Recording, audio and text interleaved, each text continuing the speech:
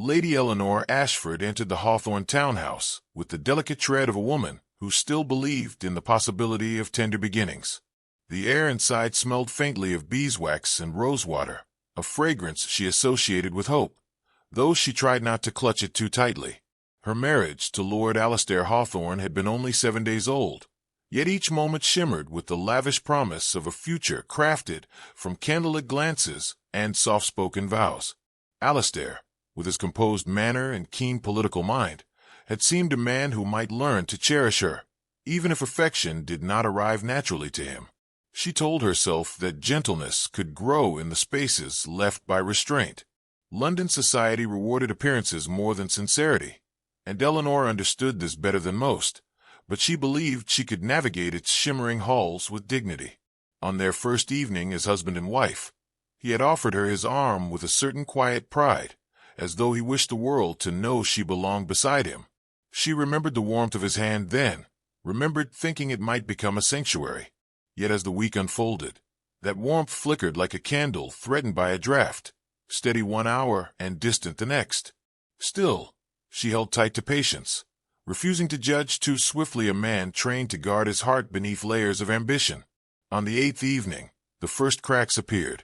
Eleanor, returning from a library with a book of pastoral poetry, paused at the corridor's bend upon hearing Alistair's voice behind a half-closed door. She had no intention of eavesdropping, yet his tone, stripped of the careful civility he had shown her, rooted her in place. He spoke with a lord she recognized from the wedding reception, an adviser known for ruthless calculations. She was the optimal choice, Alistair said. The Ashford lineage strengthens our standing. Her temperament is compliant enough. A wife who will not interfere makes politics infinitely simpler. Eleanor's breath tightened. The word struck with the cold efficiency of a blade, slicing through the fragile, hopeful narrative she had been weaving. Compliant, optimal choice. A union shaped not by companionship, but by strategy. She stepped back, heart throbbing with humiliation, and fled before she could hear more. She returned to her chamber, closed the door softly, and sat before the mirror, where her faint reflection seemed a stranger's, an ornament rather than a partner.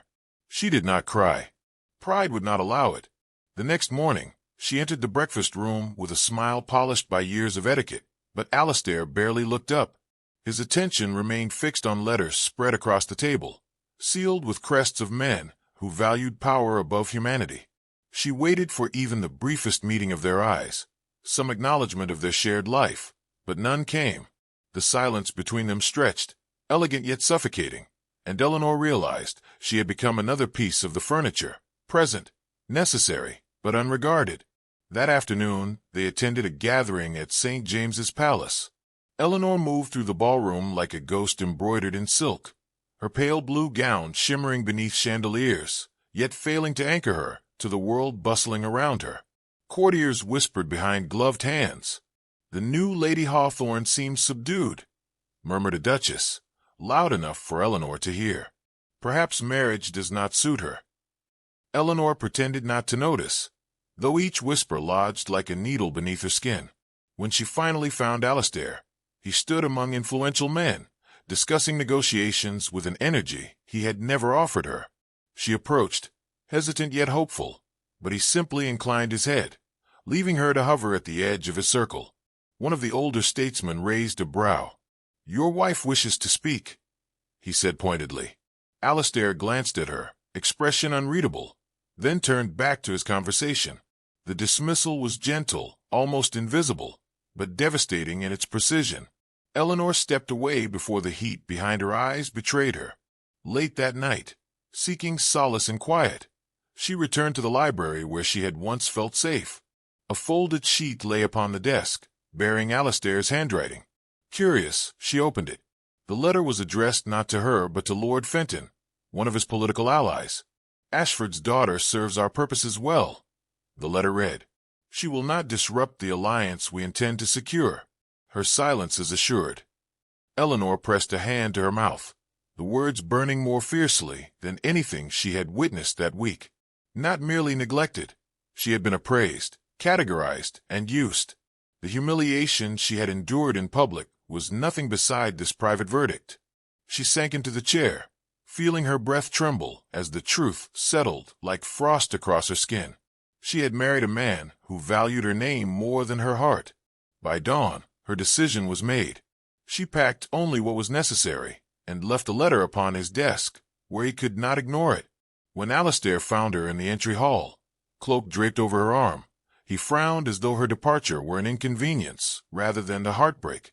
"Eleanor, where are you going?" "To the only place where my silence is not required," she answered quietly. He stared, uncomprehending, but she no longer possessed the strength to explain. She stepped past him, feeling each footfall like a liberation and a wound. Yet as her carriage rolled away from the city, a sudden unease stirred deep within her, not about the marriage she abandoned, but about a faint, unfamiliar flutter beneath her ribs, a whisper of life that would soon change everything. She pressed a trembling hand to her abdomen, startled by the fragile flutter blooming there, as if a hidden truth sought to rise. The thought halted her breath. She might not be leaving alone.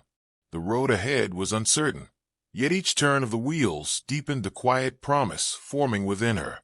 A future awaited them both.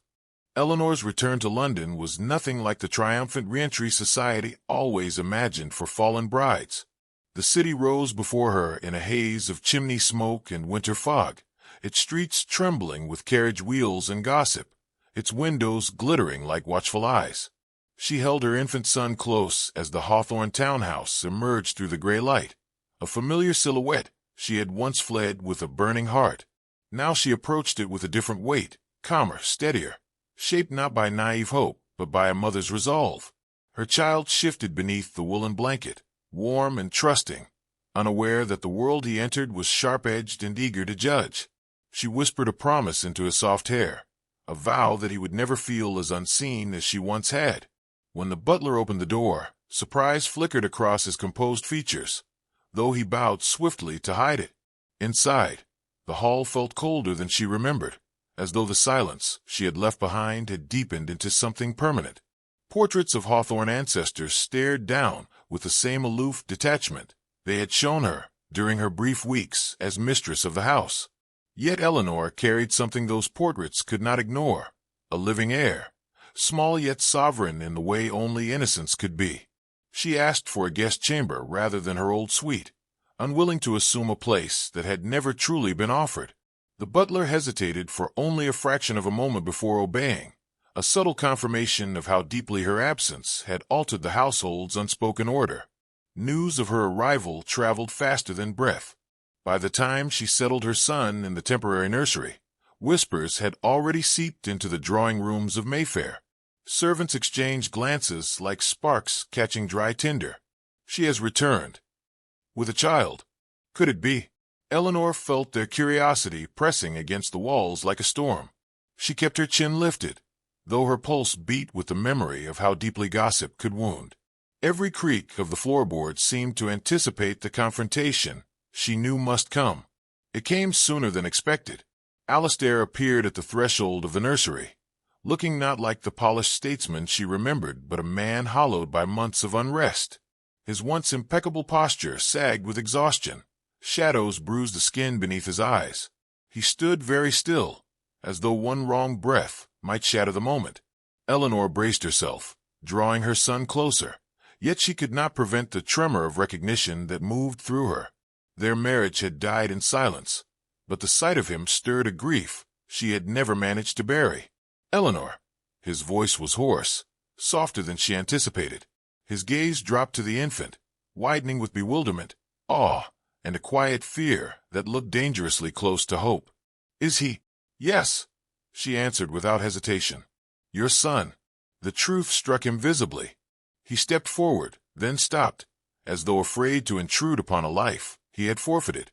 1,000 emotions flickered across his features, none of which resembled the cold ambition that had once governed him. Eleanor felt a pang of unwilling empathy. 1 year ago, she had left him with bitterness lodged like a thorn beneath her ribs. Now she saw a man stripped of the armor that had once made him untouchable. Yet sympathy could not substitute for trust. "We will discuss arrangements," Alistair said finally, though his tone lacked the authority it once possessed. "The house, the staff, whatever you need." I require nothing but recognition for our son, she interrupted. I did not return to reopen old wounds. The words hung between them, delicate yet sharp. Alistair absorbed them with a small flinch. His fingers tightened around the back of a nearby chair, knuckles paling. Eleanor wondered if he realized that this was the first true conversation they had ever had, one free of expectation, pretense, or the brittle politeness that had defined their early days. For a fleeting instant, she almost wished things had been different. Later that afternoon, as she walked through the streets with her son cradled against her, she felt the city's curiosity following her every step. Carriages slowed, parasols dipped, conversations halted mid-sentence. A widowed viscount bowed warmly, remarking that courage suited her. His kindness was not unwelcome, yet it carried the faint scent of admiration, a note that drifted toward Alistair when he observed the encounter from across the street. She saw jealousy flash through him, subtle, quickly concealed, but unmistakable. The revelation unsettled her, stirring embers she had tried to smother long ago. Days passed with a strange rhythm. Eleanor noticed Alistair's attempts at quiet reparation. Fresh roses sent to her chamber, the precise tea blend she preferred, a handcrafted cradle delivered without note or fanfare. She refused them all, though she could not deny that each gesture seemed carved from earnest regret rather than manipulation. She avoided addressing the warmth that threatened to rise whenever she saw him watching their son with a tenderness she had never known he possessed. But forgiveness was no simple matter. It required more than sentiment. It required truth. The truth arrived on a rain-soaked evening when Eleanor sought refuge in the drawing room. She found Alistair there, leaning over the mantel, rain dripping from his coat, shoulders bowed as though burdened by invisible chains. When he spoke, his voice held no veneer of political polish. "I wronged you," he said quietly. "I wronged us both. I believed ambition justified every sacrifice, even the one that should never have been asked of you." He paused, breath unsteady. "When you left, the silence you took with you became louder every day. I learned what it means to lose something irreplaceable." Eleanor stood very still, her son sleeping softly in her arms. She felt the weight of his confession settle around her like a slow-falling snow, beautiful yet cold. She had wanted this truth, yet hearing it stirred a vulnerable ache she was not prepared to confront. She met his gaze, searching for the man she once hoped he could become. Before she could speak, footsteps thundered in the hall, followed by a frantic knock. A servant appeared, breathless, eyes wide with alarm. "My lord, my lady, the papers. They are printing statements about the child. Some are claiming he cannot be your heir." Eleanor's pulse stilled. Alistair's expression hardened, not with anger at her, but at the storm gathering around them. For the first time, they stood not as strangers or adversaries, but as two parents facing a threat neither could ignore.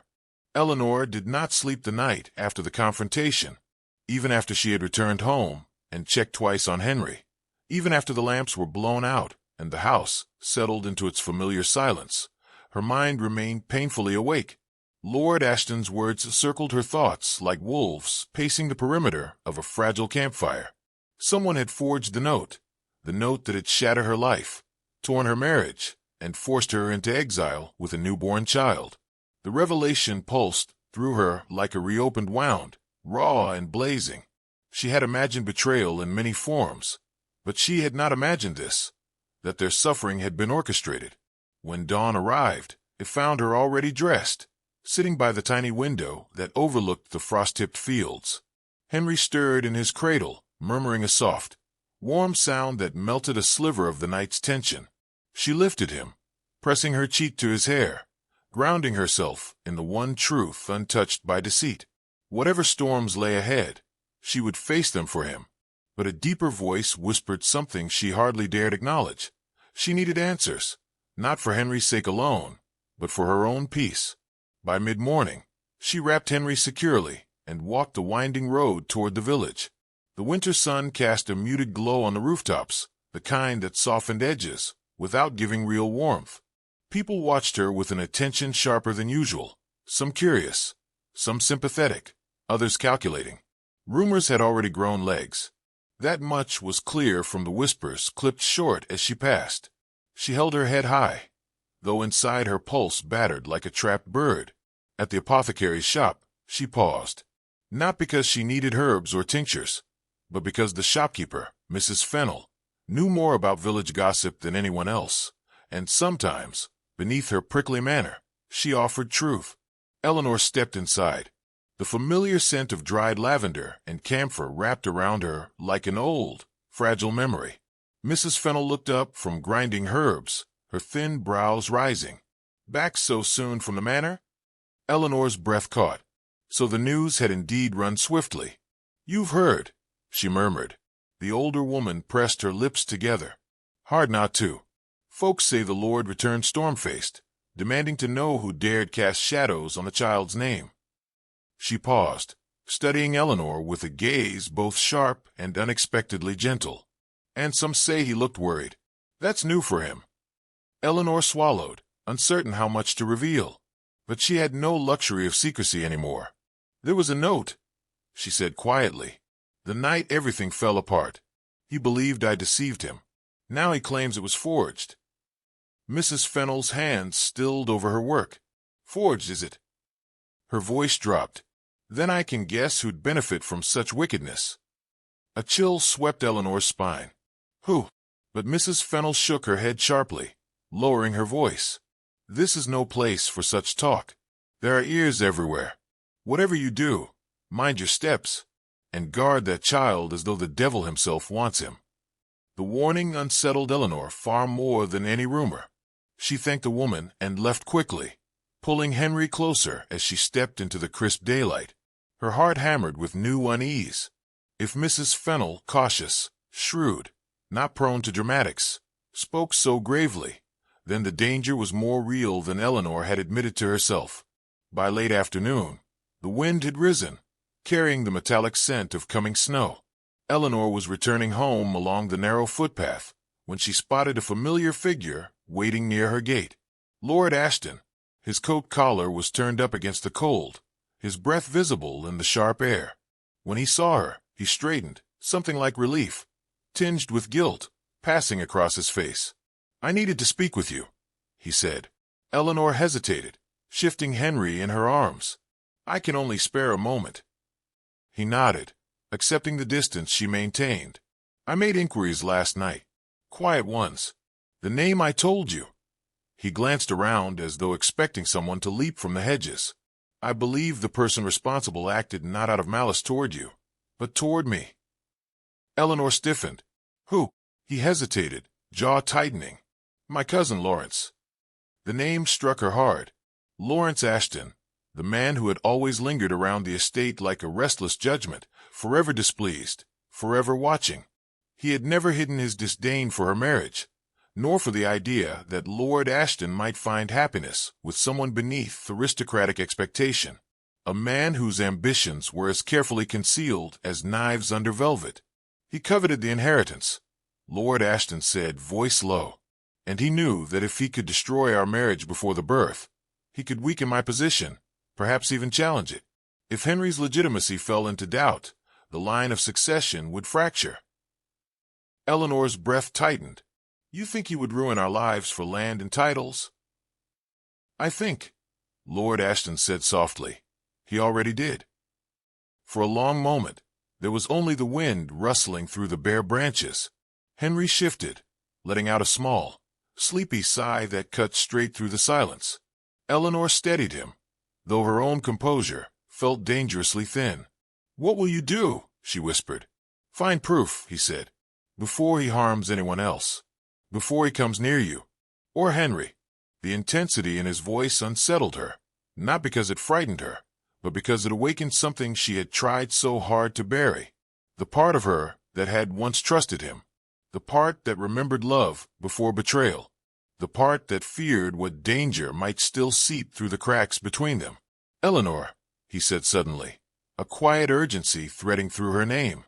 "I know I have no right to ask, but please, if anything strange occurs, if you see anyone watching the house, if anything feels wrong, send for me, no matter the hour." She opened her mouth to answer, but before she could, a sharp crack echoed from the line of trees beyond the field, like a branch snapping under weight. They both turned. The forest stood still. Too still. Lord Ashton's hand brushed unconsciously toward the hilt of the riding crop at his belt, as if expecting danger to manifest out of thin air. "Did you hear that?" he asked. "Yes," Eleanor whispered, but nothing moved. No animal, no wind, no person. Yet the air felt altered, charged, expectant, as though something unseen had just stepped back into hiding. Lord Ashton drew closer, his voice tight. "You must go inside. Now." Eleanor obeyed, though her eyes remained on the stillness beyond the trees. She stepped through her gate, Henry warm in her arms, her heart pounding with a new, unwelcome certainty. Someone had been listening, and whoever they were, they now knew far more than they should. "You said,"